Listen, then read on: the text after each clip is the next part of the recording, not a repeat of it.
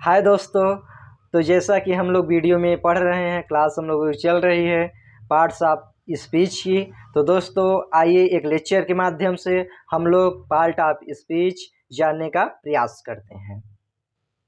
दोस्तों parts of speech किसे कहते हैं, तो इसकी एक सिंपल से डेफिनेशन है दोस्तों।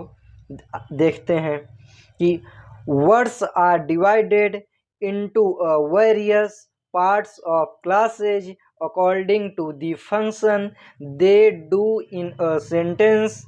Each among them is called parts of speech। कि होता क्या दोस्तों, इसका हिंदी में डेफिनेशन देखते हैं कि words are divided into a various parts of classes according to the function they do in a sentence. Each among them is called parts of speech। अर्थात कि वाक्य जो होता है दोस्तों, आपका वर्ड्स आर डिवाइडेड मतलब इसमें जो शब्द होते हैं ये बटे रहते हैं। जो आपका वाक्य होता है उसमें जो शब्दों के समूह बटे रहते हैं उन्हें ही हम क्या कहते हैं, पार्ट्स ऑफ स्पीच कहते हैं। और वे कई प्रकार से बटे होते हैं, जैसे कि एक आपका उसमें कोई रहता है नाउन, कोई रहता है pronoun, adjective, adverb, preposition, conjunction, interjection आदि चीज़ें सम्मिलित रहती हैं, जो कि हम इसके पार्ट्स के बारे में पढ़ते हैं। जैसा कि इसके 8 भाग बताए गए हैं दोस्तों। पहला होता है आपका वही नाउन, फिर pronoun, adjective, verb, adverb, preposition, conjunction, interjection. और तो आइए आज हम लोग नाउन के बारे में चर्चा कर लेते हैं कि नाउन होता क्या है। जैसा कि दोस्तों आप सभी लोग बचपन से ही पढ़ते चले आ रहे हैं कि नाउन किसे कहते हैं। नाउन अर्थात दोस्तों इसका मतलब संज्ञा किसे कहते हैं। जैसे कि हम लोग बचपन से ही डिफिनीशन देखते आ रहे हैं, पढ़ते आ रहे हैं कि a noun is the name of person, place और थिंग्स। कि संज्ञा उसे कहते हैं जो किसी व्यक्ति, वस्तु या स्थान का बोध कराता हो, उसे हम संज्ञा कहते हैं। आइए दोस्तों एक दूसरी डिफिनीशन हम लोग चर्चा करते हैं, बताते हैं कि प्रकृति में जितने भी चीज़ें पाई जाती हैं, प्रकृति में जितने भी वस्तुएं पाई जाती हैं उनके नाम को ही हम संज्ञा कहते हैं। क्या कहते हैं? संज्ञा कहते हैं। अर्थात all naming words are noun. जितने भी नाम होते हैं सब आपके संज्ञा होते हैं। जैसे कि उदाहरण में आइए देखते हैं। उदाहरण जैसे कि आपका पहले ले लेते हैं प्रयागराज, ये आपका स्थान है। और क्या कहते हैं, किसी व्यक्ति का नाम ले लेते हैं, जैसे सुमित और मोहन, राकेश, क्या कहते हैं आकांक्षा और संस्कृति। और मटेरियल उसमें आ जाते हैं हम लोग, कॉमन में आ जाते हैं कि जैसे कि बॉय, गर्ल, टीचर, स्टूडेंट और चेयर, बेंच। इसी प्रकार से कलेक्टिव में आ जाते हैं। कलेक्टिव का कुछ उदाहरण लेते हैं, जैसे आर्मी, एयर। और इसके बाद में आते हैं मटेरियल में, जैसे कि ऑयल और वाटर और क्या कहते हैं सिल्वर, गोल्ड। और क्या कहते हैं अब्स्ट्रैक्ट में आ जाते हैं। अब्स्ट्रैक्ट नाउन में हॉनेस्टी, ब्रेवरी, चाइल्डनेस एक्सेट्रा। तो दोस्तों ये जितने भी उदाहरण हैं ये आपके पूरे नाउन हैं।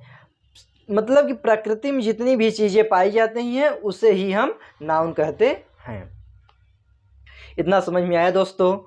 तो आइए अब हम लोग इसके काइंड्स के बारे में चर्चा करते हैं कि इसके कितने प्रकार होते हैं। दोस्तों इसके 5 प्रकार होते हैं। कहीं कहीं बुकों में दोस्तों 3 भी दिया रहता है। और इसके 5 प्रकार होते हैं। जैसे कि पहला होता है आपका प्रॉपर नाउन। क्या होता है? प्रॉपर नाउन अर्थात व्यक्तिवाचक संज्ञा। दूसरा होता है आपका कॉमन नाउन अर्थात जातिवाचक संज्ञा। तीसरा होता है कलेक्टिव नाउन अर्थात समूहवाचक संज्ञा। चौथा होता है मटेरियल नाउन अर्थात पदार्थवाचक संज्ञा। और 5वां होता है आपका अब्स्ट्रैक्ट नाउन अर्थात भाववाचक संज्ञा। तो दोस्तों आइए अब हम लोग सीरियल बाई पढ़ते हैं, प्रॉपर नाउन के बारे में चर्चा करते हैं। जैसा कि हम लोगों का ये पहला नाउन होता है प्रॉपर नाउन, तो आइए इसके बारे में चर्चा करते हैं कि प्रॉपर नाउन किसे कहते हैं। दोस्तों, किसी विशेष व्यक्ति, वस्तु, स्थान के बारे में जो बताता हो उसे ही हम प्रॉपर नाउन कहते हैं।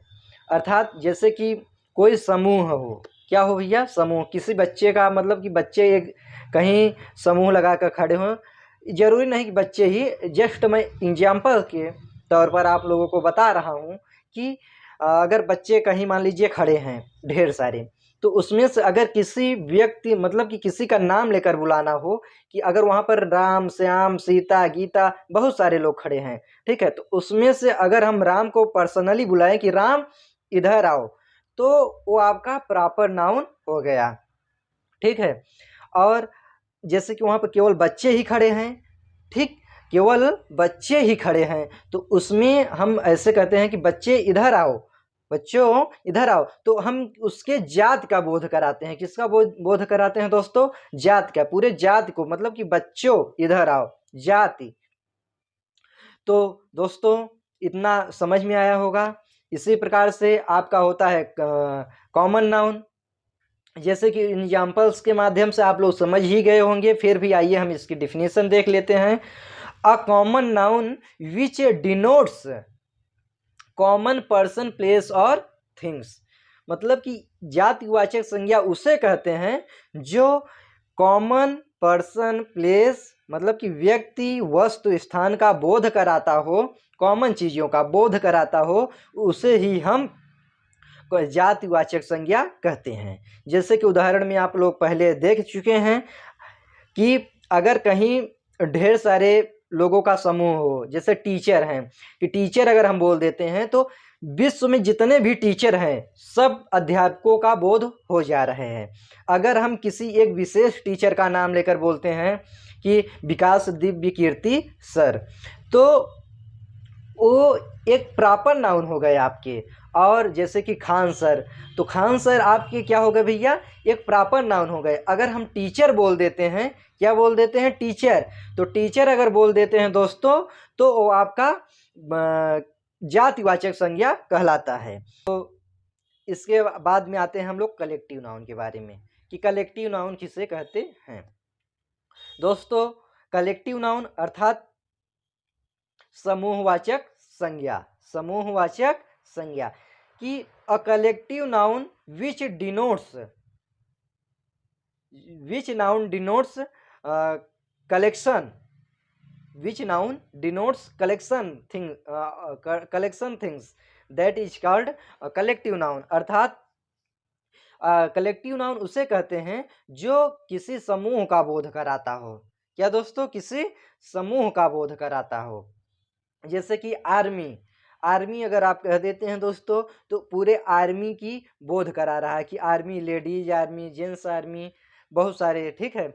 और दोस्तों क्रियू अर्थात भीड़, आंट्स अर्थात चींटियाँ, चींटियाँ जहाँ जाती हैं दोस्तों उनका समूह ही जाता है, तो चींटियाँ इत्यादि बहुत सारे एग्जाम्पल्स हैं दोस्तों। उम्मीद है कितना आप लोगों को समझ में आया होगा। तो दोस्तों अगला पढ़ते हैं अगली वीडियो में। धन्यवाद। आप लोग हमारे इस प्यारे से चैनल पर इसी प्रकार से अपना प्यार और आशीर्वाद बनाए रखें, और अगर वीडियो समझ में आए तो चैनल को सब्सक्राइब, लाइक, शेयर जरूर करें। दोस्तों, thanks for watching my video carefully. Thanks.